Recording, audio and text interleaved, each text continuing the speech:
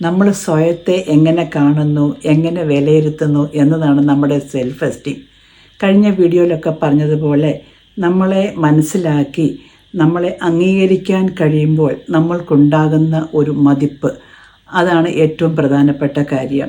മറ്റുള്ളവരുമായി നമ്മളെ കമ്പയർ ചെയ്ത് ഞാൻ കുറവുള്ളവനാണ്, മോശക്കാരനാണ് എന്ന് ചിന്തിക്കുന്നതോ അല്ലെങ്കിൽ അവരെക്കാൾ ഞാൻ കൂടിയ ആളാണ് എന്ന് ചിന്തിക്കുന്നതോ അല്ല. നമ്മൾ എന്താണോ ആ ആയിരിക്കുന്ന എന്നെ സ്നേഹിക്കുന്നതാണ് നമ്മുടെ സെൽഫ് എസ്റ്റീം. അവിടെ നമ്മുടെ പരാജയങ്ങളും വിജയങ്ങളും കുറവുകളും എല്ലാം ഉണ്ടാവും. നല്ല സെൽഫ് എസ്റ്റീം ഉള്ള ആൾക്കാർക്ക് മറ്റുള്ളവരുടെ വിമർശനങ്ങളിൽ തകർന്നു പോവുകയല്ല. അതുപോലെ തന്നെ മറ്റുള്ളവർ നമ്മളെ സ്നേഹിച്ചാലും സ്നേഹിച്ചില്ലെങ്കിലും മറ്റുള്ളവർ നമ്മളെപ്പറ്റി എന്ത് അഭിപ്രായം പറഞ്ഞാലും നമ്മൾ ഇമോഷണലി സെക്യൂർഡ് ആയിരിക്കും.